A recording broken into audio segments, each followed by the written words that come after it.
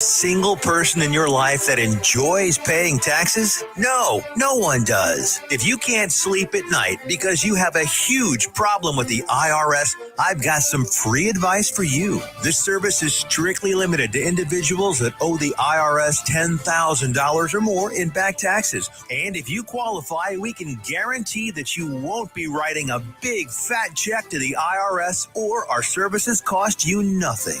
The first 100 people that call today will get a free tax consultation worth $500. Stop worrying about your IRS problem. We can help you, we promise. Call the tax doctor right now. I mean right now, to learn more. 800-240-4587. 800-240-4587. 800-240-4587. That's 800-240-4587.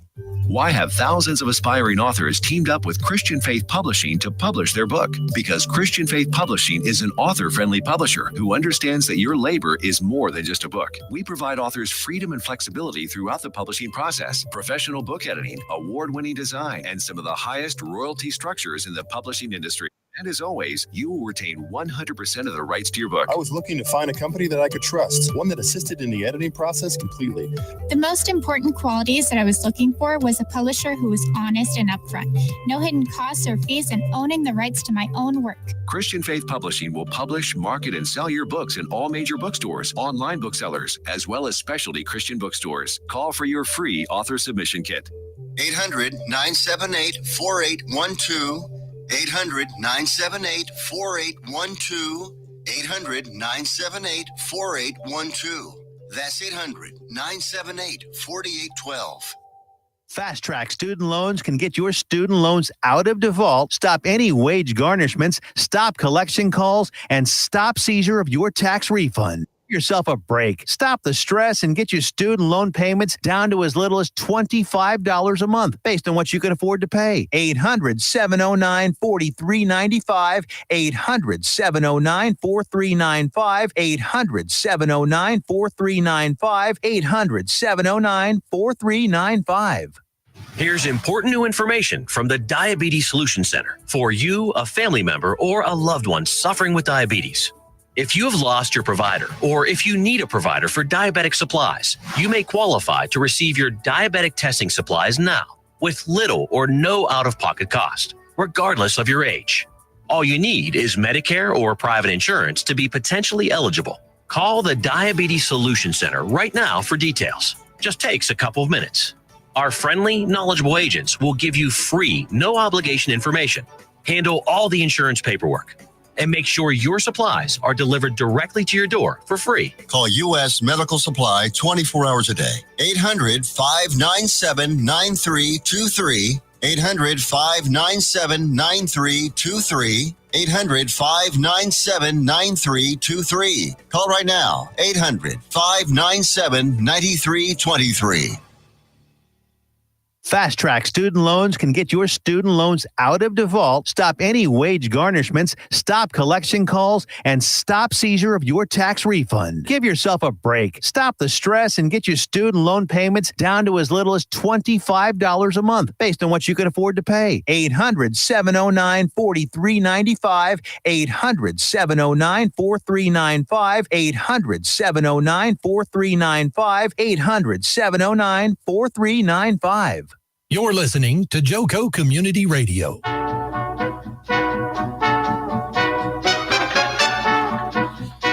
Good afternoon, Johnson County. Welcome to today's episode of Let Freedom Ring. I'm your host, Jake Wernette. I want to thank you for joining us on this beautiful Tuesday. We have some wonderful weather today. We're extremely thankful for Almighty God for creating this blessed day for us. Do y'all need me to turn the headsets up a little bit? I can hear you. Okay. So we've got a few special guests here today. This will be the most packed this room has ever gotten on this show. So I want to thank every one of you for joining us. Many of you might have heard, many of you might not have heard about the Calamity Jane going on over in Mansfield, Rendon area. The issue of a concrete plant being put into the middle of a residential area. I am not an expert on this field, so that's why we have it here. Today's show is going to be something a little bit different. I want to kind of show and showcase a citizen's perspective, something that should matter to all levels of government, local, state, federal, as well as county. Many of our politicians have forgotten that they serve and should only serve God and the American public. And when we have mismatches going on between what the citizens want and the desire of our elected officials is not in accordance with that, things tend to happen. And this is where citizens' interest groups, public groups arise to pick up the pitfalls of where government has failed the American citizens. And there are many issues that arise out of this. I'm going to introduce the guests, let them introduce the discussion for today. And we have congressional candidate Matthew Lucci coming in later. He offered to give us kind of a congressional candidate's perspective. I think it's important, just as I would extend the invite to Roger Williams, to the Democrat candidates who are running, to come in and listen, a chance to involve themselves in the discussion. So what you're going to be seeing here is the subtitle of the show, The Great American Discussion. And there is no better place to see that than at work with regular, average, working American citizens. So today's discussion is going to be off of a concrete plant being developed.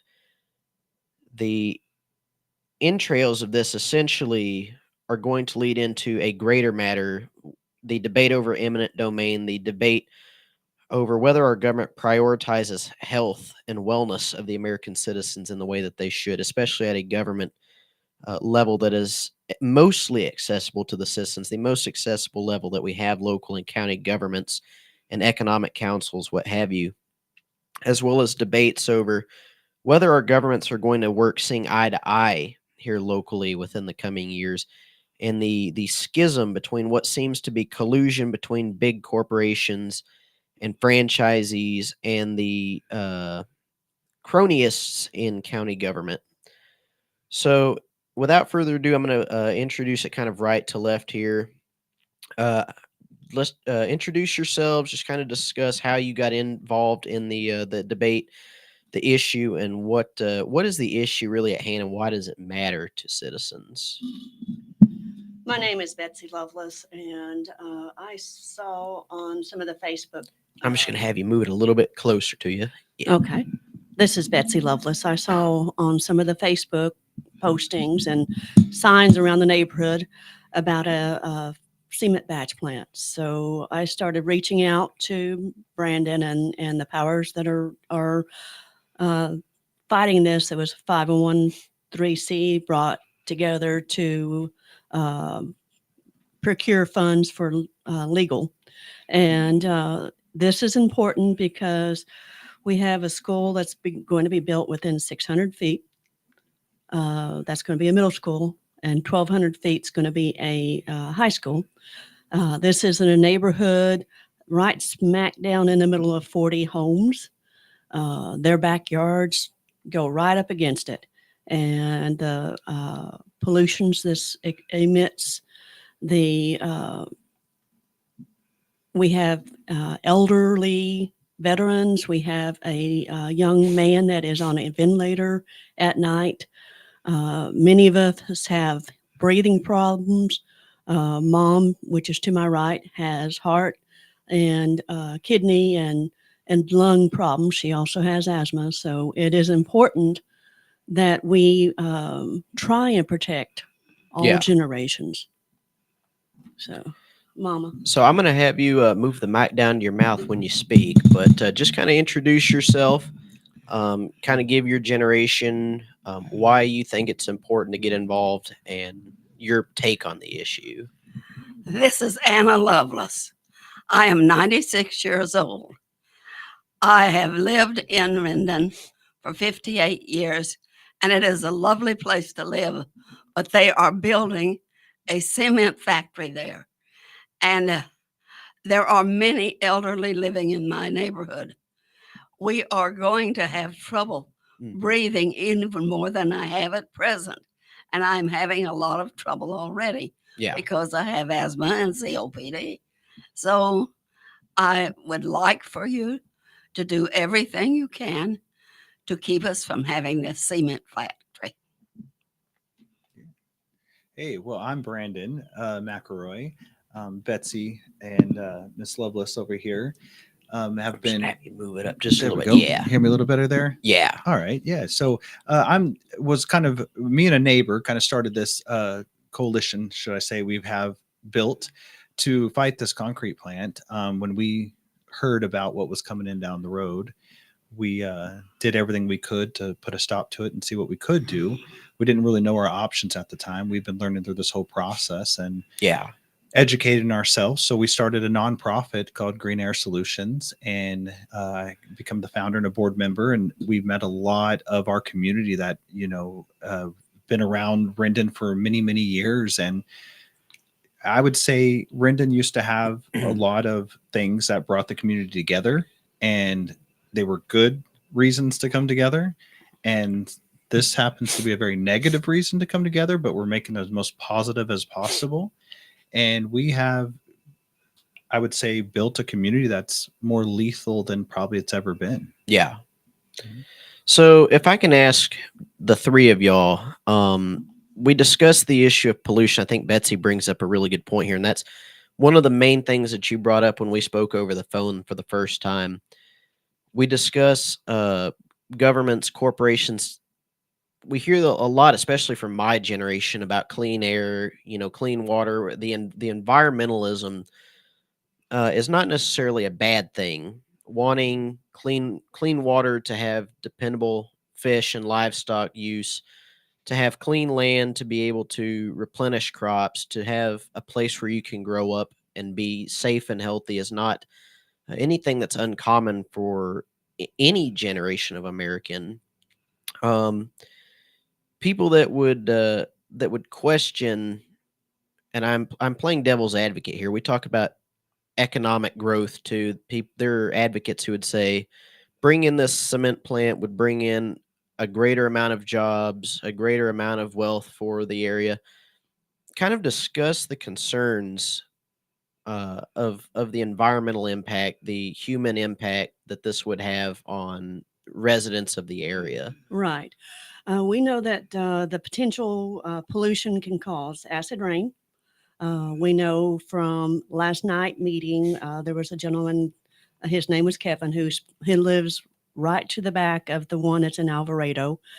He can wash his car, and by the next 24 hours, the film that is on it from the cement plant is very bad. And why should our lungs, our heart, and our blood be trampled on for somebody to line their pocket? Amen. This is, if you think of Horton Hears a Who and the little Who person that was on the flower. Yeah. They could not hear that single Who, but the little Who person brought in everybody, and they put a megaphone up for them to holler, to be heard. The people are hollering. It may have started in Houston, Midlothian, Venus, Mansfield a year and a half ago. They are the first one in Texas that beat a concrete plant. The people are hollering. We've had enough. There are enough corporations around that have the capability of moving concrete. Yeah. If they have a potential of 35 jobs, I'm not willing to let it kill 35 people for jobs. Especially, you bring up the good point of having a lot of young people, a lot of people with medical needs, a lot of elders in the area. And another really good point that comes up out of this is, when does it stop meeting the needs of economic growth and start harming the citizens? There needs to be a finite balance, especially in your opinion, Betsy. Do you think that this concrete plant could have been built anywhere else outside of the residential area, and possibly, albeit having minor effects to the citizens, more than likely that it would have been more potentially better than where they're trying to put it? That is correct. A neighborhood is not a good location. Yeah. You can't suck up all the pollution that's being produced. Even when they put water on it, daily, it's only stops 50%, if that Yeah. much. Well, and you can also reach on to the fact of their filtration system. These filtration systems are not certified in any way. Yeah. They're just stated that they can filter. Right. And even when you look at what they're presenting and on their application, it says anything 2.5 micron is no data. There's no proof that it can even suck up 2.5 or smaller microns. Yeah. And I think that's a big issue, It that is. the TCEQ is allowing things that aren't even proven or certified to be the governing of our health.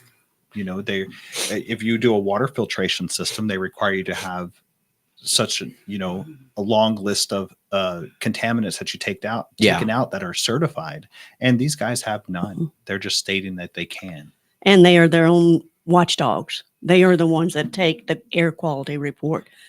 It's kind of like the criminal investigating himself and saying, I found nothing wrong with what I'm doing. So we kind of discussed the health impacts. I kind of asked you this question here just a few days ago, Betsy, and I'm going to kind of pass it around the table, just make it an open discussion. Where do you think this leaves local and district governments? I know that the school board meeting is tonight in Mansfield.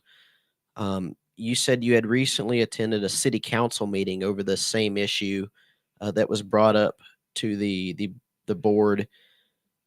Where does the city council stand on this issue? Are they kind of for it or against it at this point? Mansfield, I didn't go personally because we were doing the public meeting. Yeah. Mansfield, per Representative Cook, has already voted to oppose it. And it's going to be on the agenda tonight for the school board to probably vote to oppose it. And we discussed the local structure, the county structure of government. Most of these are ubiquitous to each other. They stand aloof from each other. The communication is there in times of law enforcement, in times of does natural disasters, those types of things. They are really closely intertwined together. But regular politics, what I've noticed is school boards, city governments, and county governments are all on their own side of an issue. They don't really communicate effectively per the citizens' needs. And I believe this was even brought up before we had started getting on the show. I kind of want all of your perspectives. What do you think is going to happen between the communication of local government with the county, TCEQ, as well as the ISD? Do you think there's going to be kind of a division based on where they stand? Do you think the county is going to kind of align with getting their interests met instead of kind of going along with what the citizens want? Where do you stand on that? I believe, and I'm just quoting what the school board put on there, that the entities, the bigger entities, work closely with the Texas TCQ people and others. And I'm hoping everybody comes together and says, okay, this is not the place. We have too many children coming in. Yeah. And well, there's quite a bit to how this whole process works. A lot of people out here believe that TCEQ, the Texas Environmental Quality, is for the people. Yeah. And we're learning real quick that they are not. They are just like politicians. The big thing with political campaigns, there's somebody funding them. Yeah. And there's an agenda. And what's the agenda behind it? It's the same thing with TCEQ. They're funded by taxpayer dollars, but they're lobbied by other dollars. And when it comes down to it, the saying, and it's set across TCEQ, it's set across politicians, it's a rubber stamp. And last night, one of the TCEQ ladies even stood up, who's in this Region 6, and stated, a community member asked, is like, what happens when they're such in violation? Do they shut them down? Can you go? What happens after this? And she says, we have no power to shut them down. Really? Yeah, they can't do nothing. And all they can do is issue these continuance violations. So if a company like J7 that's we're battling now over here, if they're already in violations, up to their neck, they continue to do things wrong over and over again, would you allow me to do heart surgery, on you if I kept doing heart surgery wrong and every one of my patients ended up sick, dying, or, crippled? It's the same thing here. It's just what I find is a lot of younger kids, younger than myself, and I'm 34, don't worry about their health until it's so late. We usually have a good healthy body at this time. Our immune systems are great. But when we have kids like my own, like are 6 and 10 years old, they don't understand health. They don't understand when they touch something, nasty and put it in their mouth or around their face, they potentially can catch a bug. Well, when we get older, we're like, okay, we won't touch that. We're fine. But until we're, like Miss Lovelace over here, we're getting older. We have to start looking at every little thing because it can set us over. And if we don't start now, like myself and my kids, if we stayed here for another 20 or 30 years with a concrete batch plant right there, we probably won't get to make it to 96 like she has. And, live this kind of life that she's done amazing and taking care of herself. And why should they be allowed to come take the rest of it from her? Why should we suffer for them to line their pockets? And that's an excellent point. I don't feel like my generation especially has the inclination to volunteer their time to stand up for what is morally right. It's not even about Republican, Democrat. It's not about where you stand on the spectrum. It's an issue that affects fellow citizens. It's an issue that affects the land that you're going to be living on for the next 4 generations.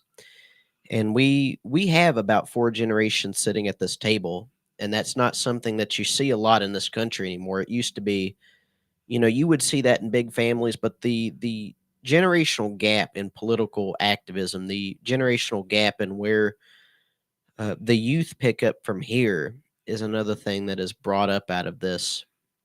We discuss issues like eminent domain, where we could see potentially counties, entities, states, even local governments taking up private property to build these environmental or these economical growth platforms, these revitalization plans.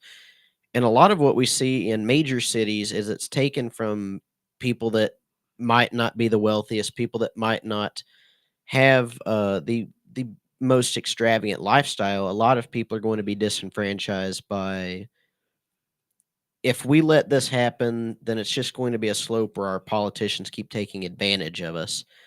And with the point of generational politics, I really think it's necessary that we kind of can unify around an issue that affects all of us.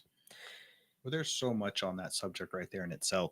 It does go back to a political standpoint here, is like I've spoke to many people so far. And when Mr. Cook walked into one of our public meetings, he was bombarded by one of our community members. And the first thing she asked, "Are you Republican?" He's like, "Yes, ma'am." She goes, "Well, that sucks," and like, this man's here fighting for us, and you're gonna give him a hard time because he's here fighting for health. Not all Republicans are the same, not all Democrats are the same.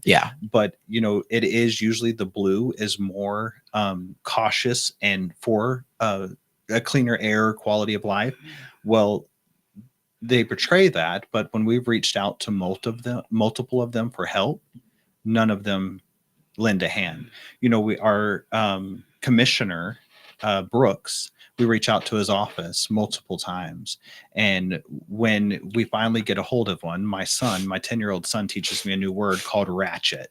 And I'm like, okay, a ratchet is like, you have to do that. And he's like, no, he's like, they were really rude, the way they came across. And I was like, okay, my 10-year-old son's telling me this because, I had him on speakerphone. Yeah. I'm trying to get as much, political stance behind us to help us through this. And his team tells me he's retiring this year. Well, you have to finish 2024 until nearly November when you can walk out of office. You still need to be for the people. And not even a word back, not a word from Brooks, nothing. So, where's our commissioners for helping? We have Mr. What's his name in up here, the commissioner in North Fort Worth, who's fighting these trash plant that's coming in over here, and he is such an advocate and out there working.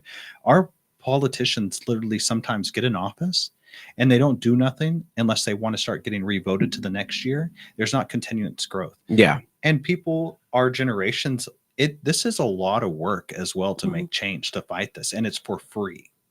So I have a question real quick for it's Anna, right? Right. Miss Anna, we're discussing the difference between. I'm going to grab this. I'm just going to ask a question real quick and kind Okay. of let y'all simmer on it. The generational gap of political activity, would this have flown in your day, or is this something your generation would have stood up against wholeheartedly to begin with? I worked with children. And I felt that their health and their lives should be well taken care of. I love children still, and I think they should be taken care of because that is our future, and that's all we have Yeah. to go on.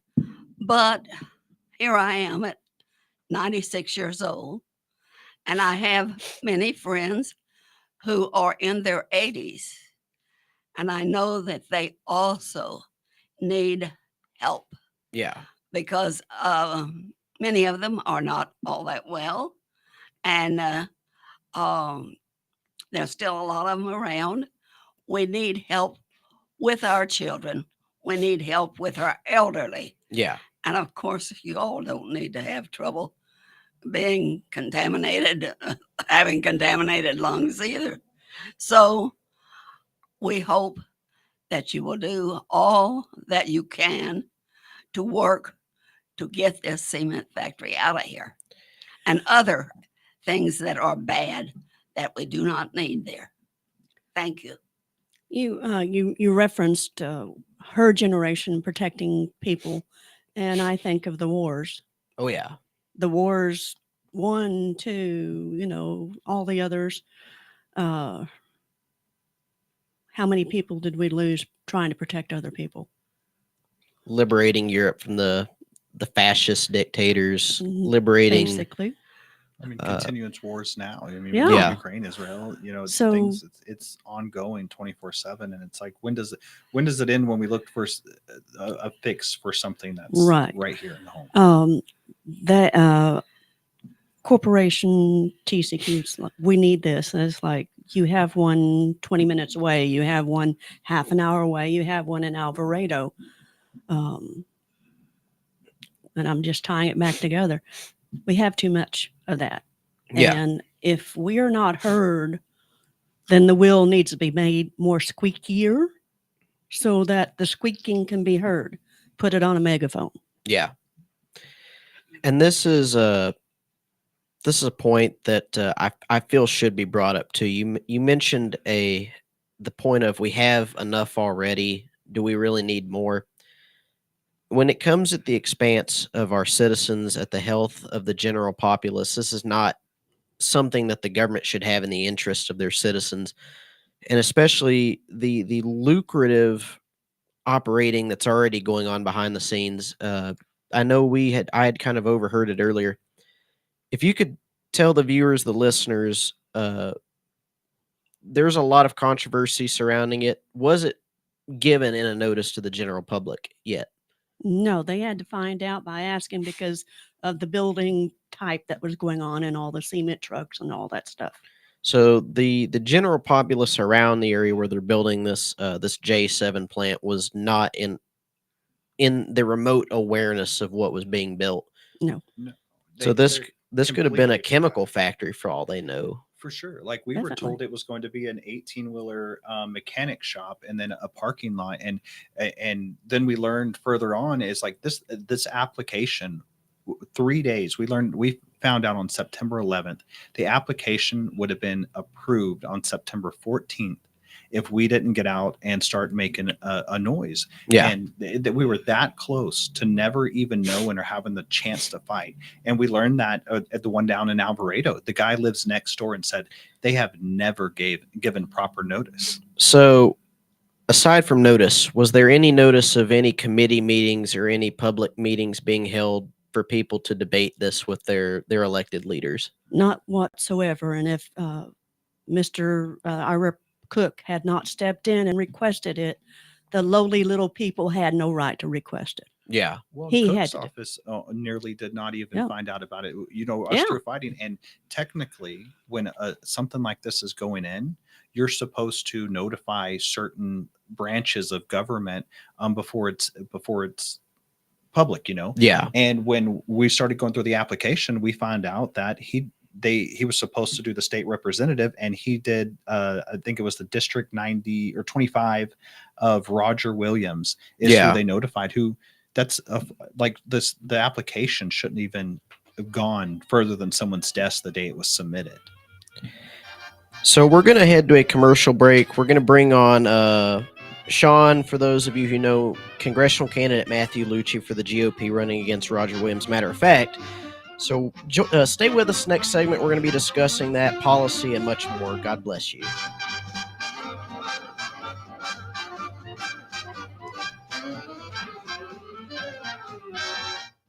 Let's be honest. Wheelchairs are heavy, bulky, and ugly. If you carry a wheelchair in your car to take care of a loved one, you know how hard it is getting that clunky, old-style wheelchair in and out of your car. Introducing the Feather Chair Wheelchair. At 13 pounds, it's the world's lightest wheelchair. It folds in seconds and fits neatly in your trunk, backseat, or closet, so you can take it everywhere. And it's only available right here. Order yours today and get a free wheelchair case, a $50 value, yours free. The Feather Chair. The world's lightest wheelchair is just $4.99 with easy payments as low as $16 a month. Sorry, no Medicare or insurance accepted. So call right now to order yours. 800-823-5826. 800-823-5826. 800-823-5826. That's 800-823-5826.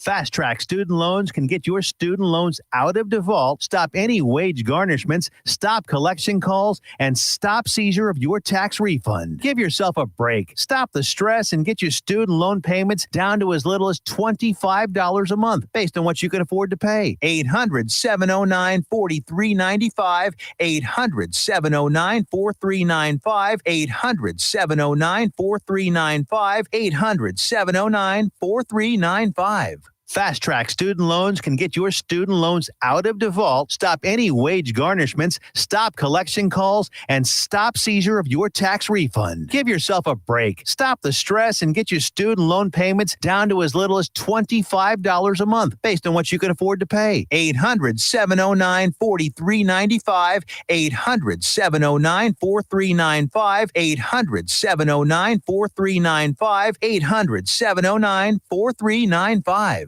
You're listening to JoCo Community Radio. Bring us back on here. Good afternoon, Johnson County. Welcome back to today's episode of Let Freedom Ring. I'm your host, Jake Wernette. We're here with a full house today. I'm right behind Matthew Lucci, congressional candidate. He's just, joining us this second half. We'll get another view here. We got Sean Goins, campaign manager for Matthew Lucci. Back with Anna Lovelace, Betsy Lovelace, and Mr. Brandon, who are forming a united front against the building of a concrete plant in the Rendon-Mansfield area. We discussed first and foremost the extravagance of the frankly lack of notification that was given to the general public. There was no public meetings that were held to debate this issue. There was a lot of what seems like collusion and cronyism that went into making this decision, somebody lining their pockets, the possibility of having economic interest. We discussed even the gentleman, I don't think it was made aware, I'm not sure, but Betsy Mike can put the input in here for me. The gentleman who owned the land that the concrete company is being built on, who owned it before the gentleman who owns the franchise?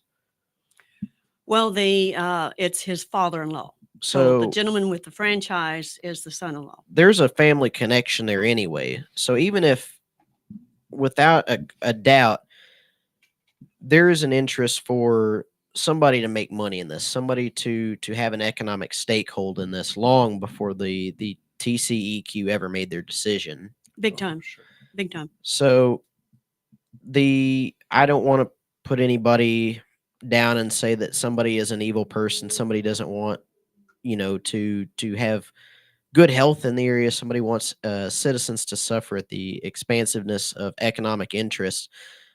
But we look at eminent domain, we look at these facilities, they're often put in places where people might not have a voice.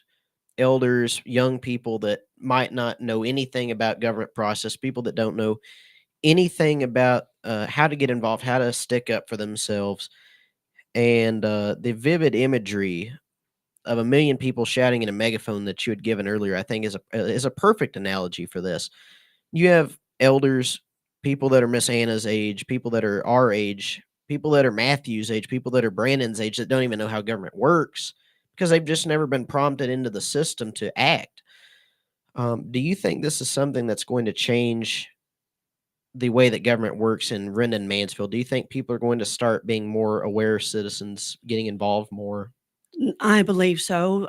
They had over in the time frame 413 comments Really? for people coming on board and saying we are a community. It should not be in a neighborhood. It should not be in a place that's not industrial. We have the children who can't fight. They don't know. Yeah. The elderly, they can't hear. Most of the time she can't hear. We're lucky she's feeling good enough to be here. Yeah. You have somebody who is on the ventilator. He's not going to be able to fight. His parents are not out that much because of the danger of exposing him. We have to make it change. Yeah. And I think it's opened the eyes of a community That and otherwise is still sleeping at the issue. is still waking up to fight the issue. They are starting to come around. There are some people who's like, it's going to bring in jobs. It's like, not against our hearts.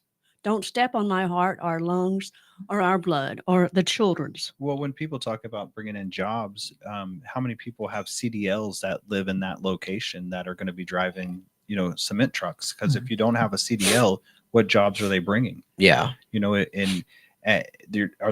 don't need people digging ditches. They're bringing in sand, unloading in a truck, offloading it, and reloading it in a truck.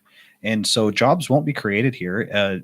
These jobs are going to come and move from a different location. They're going to move up here. And they're going to continue to keep just bouncing back and forth. And take the otherwise what could have been a different, better competitive business from coming in and using the advantage of having young people, of having the wisdom of the elders in the community that can guide the young people into creating a more productive society. You're essentially building a vacuum space where people from out of town are coming in and taking your jobs at that point. Exactly. And when Betsy mentioned about the comments, we had 413 comments in 3 days. That's all we had. We're now over 700. Wow. In the comments, and we keep growing. And it's getting the community educated on something. Even myself, when I knew about the other Mansfield plant that came in, I wasn't living in the area at that time, so I didn't follow it as much. I just wasn't understanding. I was trying to keep up with a friend's Facebook, but to me, I didn't study it enough.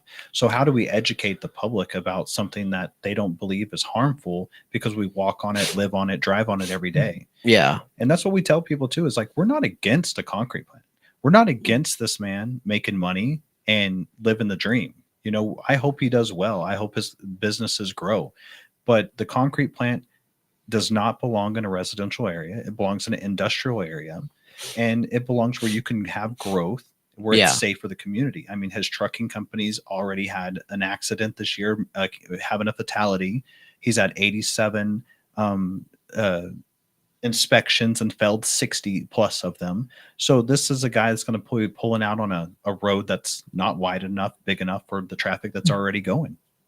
So I want to bring in Mr. Lucci, Mr. Goins here. Matthew, for many of the audience might recognize him, might see the smiling face from our past episodes.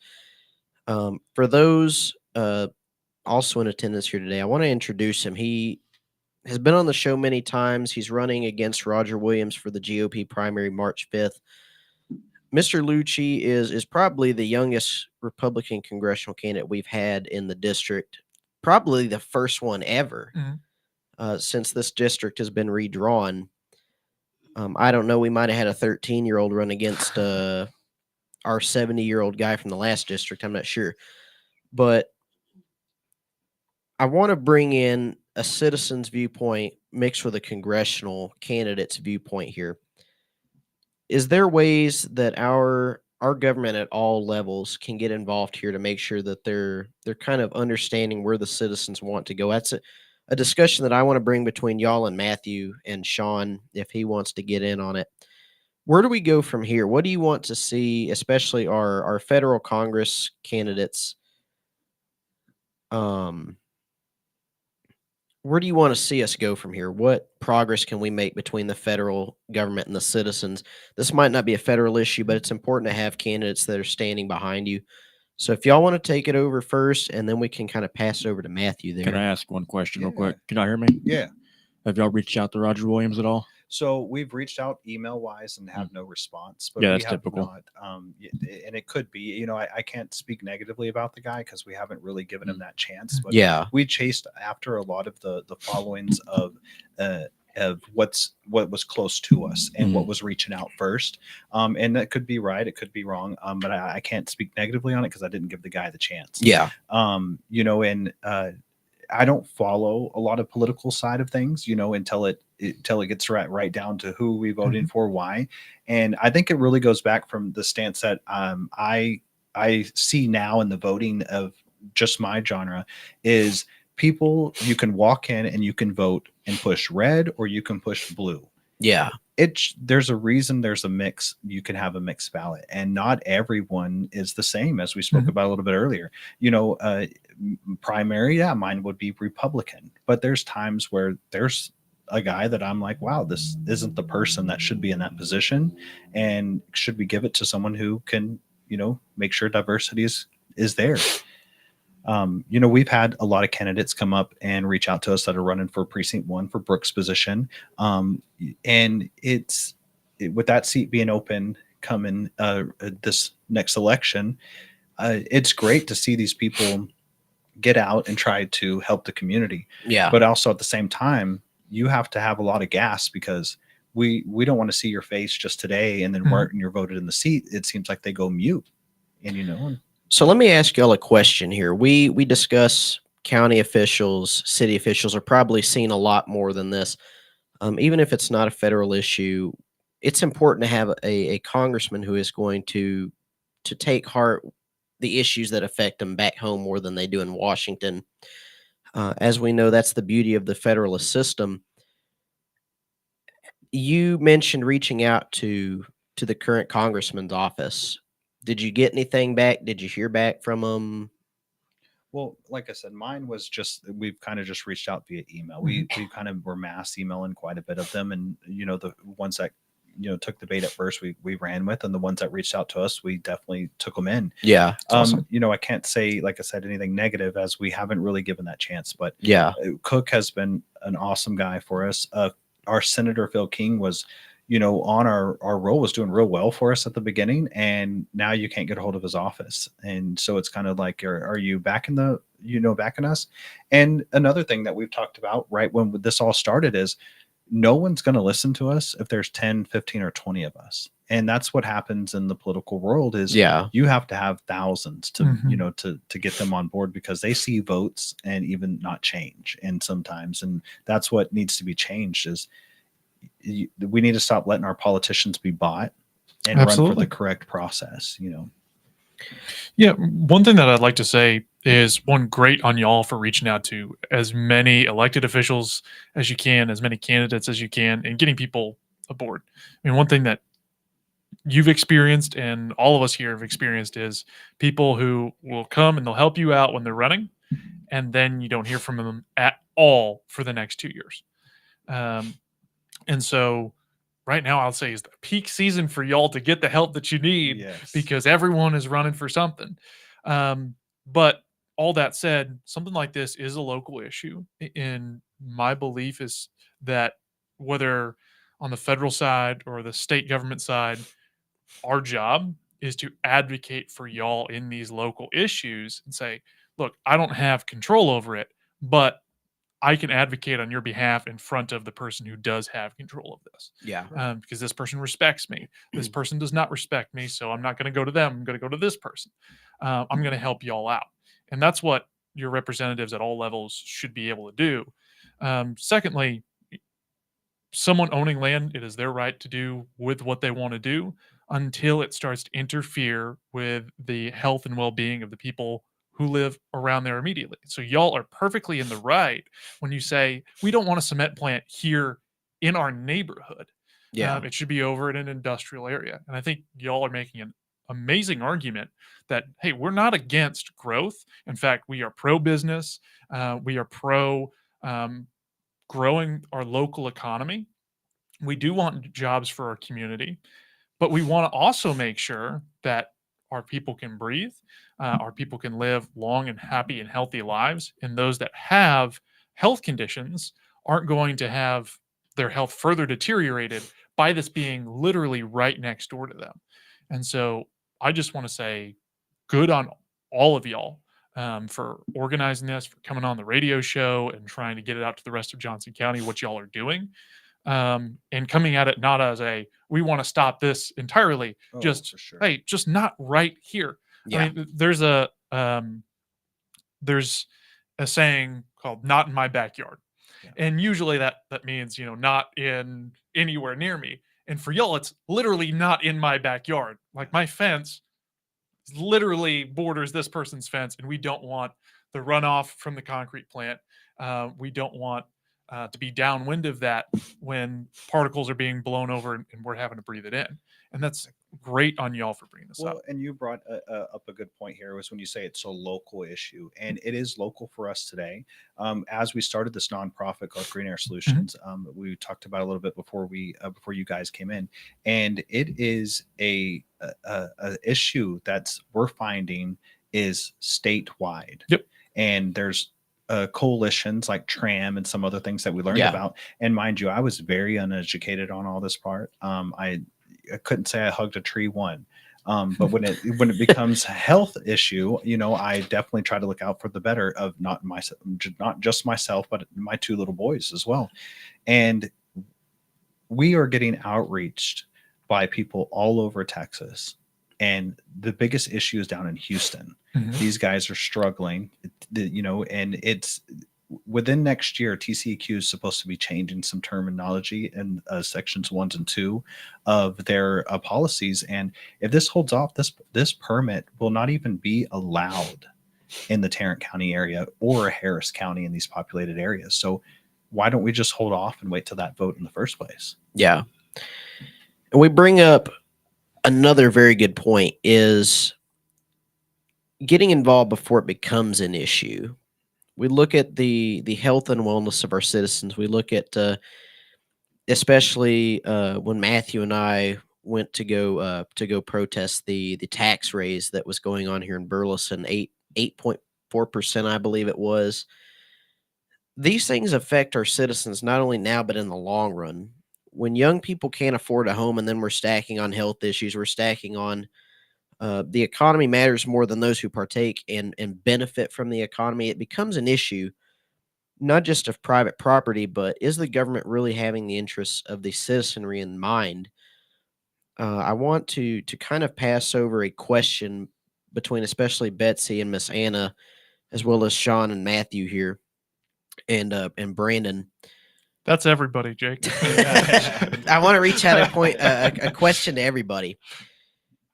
Matthew is 24, 25, right? 25. So 25 running for a federal House seat. What can our youth do better from here? Not just from your generation. I especially want to ask Miss Anna this. What can you pass down to my generation to tell us it's important to get involved, especially somebody Matthew's age running for federal House? I don't think I've seen a 25-year-old running for Congress in the last 70 years in this country. Certainly unheard of. Not a lot of us have the will to get engaged in politics. We think it's all red and blue. We think it's voting for Trump or voting for Biden. We think it's all these things. We think it's about voting for whoever skin color is the same as ours, voting for whoever party is the same as ours. What do you want to pass down not only to the youth, but to Matthew as a congressional candidate, what wisdom do we need to have to get involved? We need for you to care for the United States of America and all of the people. We do not need you to care for the Democrats or the Republicans or any other group that you might want to represent wholly. We need you to represent our United States and all of our people. And I seldom have seen that in a long, long time. So I hope that the younger generation will decide that, hey, this is not for us, but this is for that old lady over there, that mature woman there, that very young man there, Thank you. and the others of you also. We're the others. Yeah. And Absolutely. Matthew, do you want to follow that up with kind of a young person's response, especially seeing that we have 4 generations at this table? Is there something that you kind of want to give back in response to that from a young person's perspective, especially a congressional candidate? Yeah, I think that the biggest thing that I'd say to that is one, thank you. Thank you for that wisdom. The thing that I've seen, and I think everyone here has seen, is hyperpartisanship, but also hyperpartisanship driven by a select group of donors that basically run the entire system, instead of those who actually do put their elected officials into office. I mean, we see this at the state level, we see this at the federal level, we even see this at the local level, is they'll go out, they'll campaign on whatever, and then they go vote a different way as soon as they land in DC, or as soon as they go across that Austin city limit line, or as soon as, you know, they walk into City Hall right down the road here in Burleson.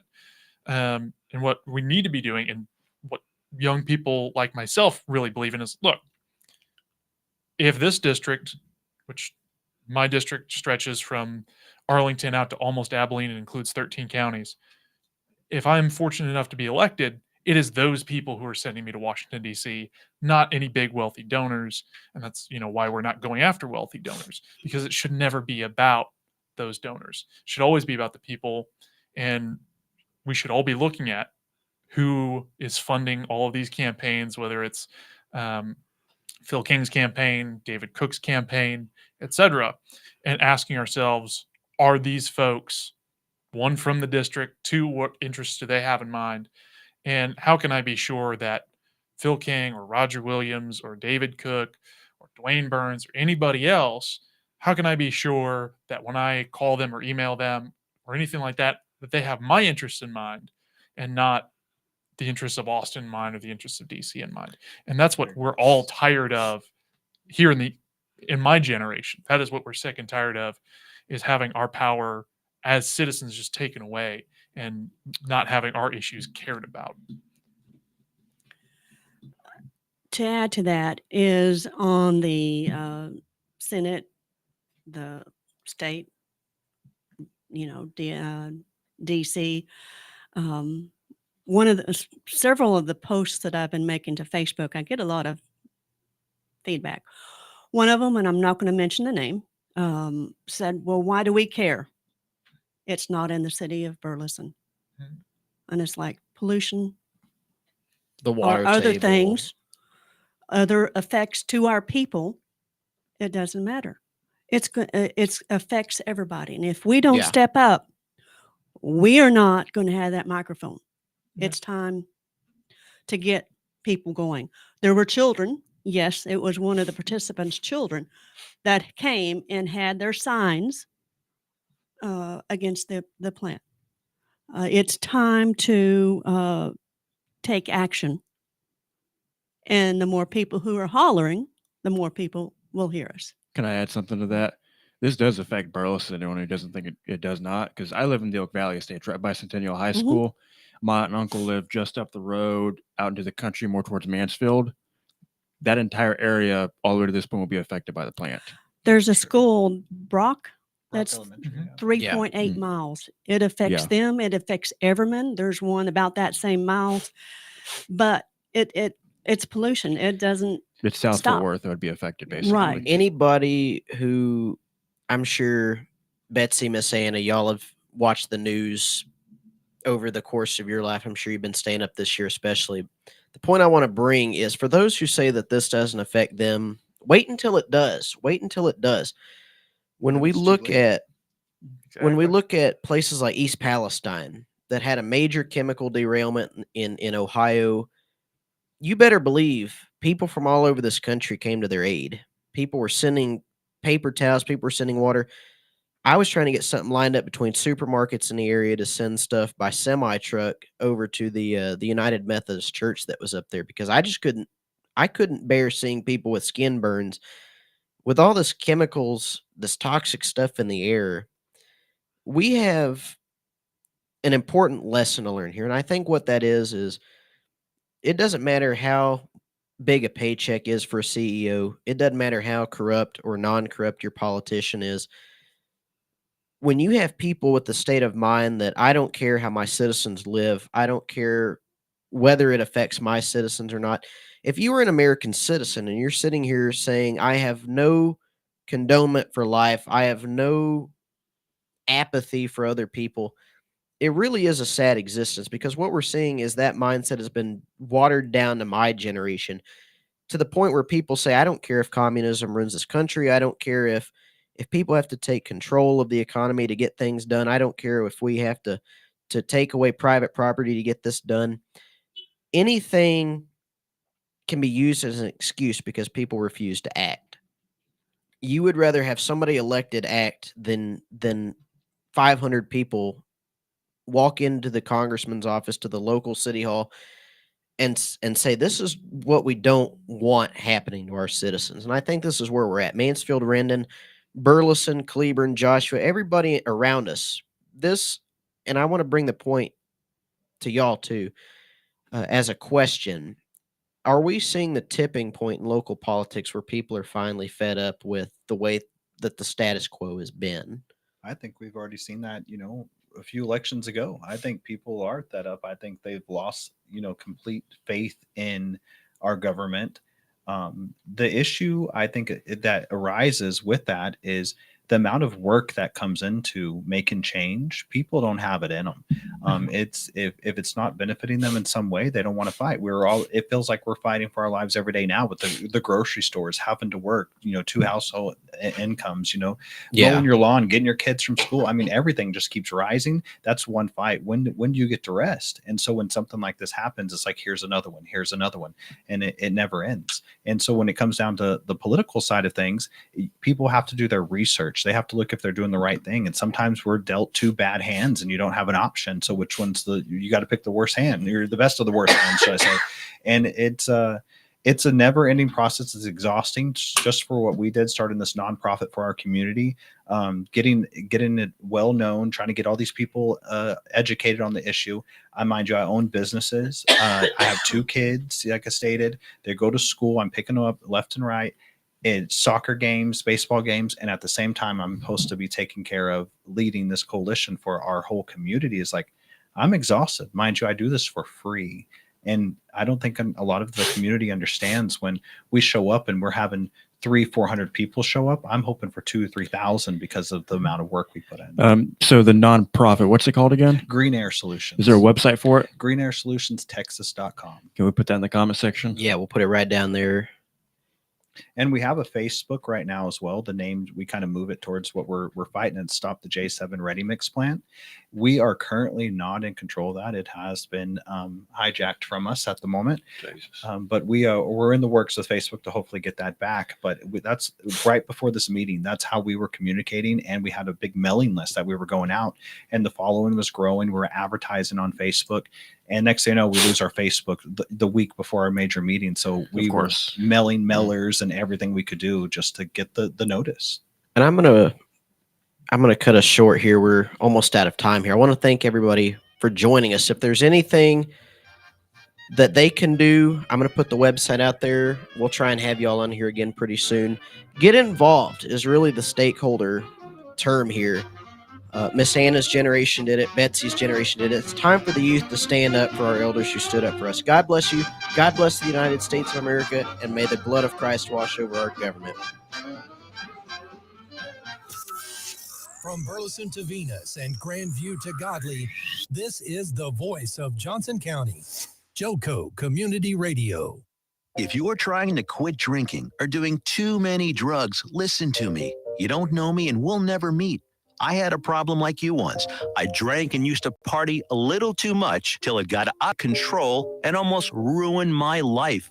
I realized I needed help to fix my problem before it totally destroyed me. If you've tried to fix your drink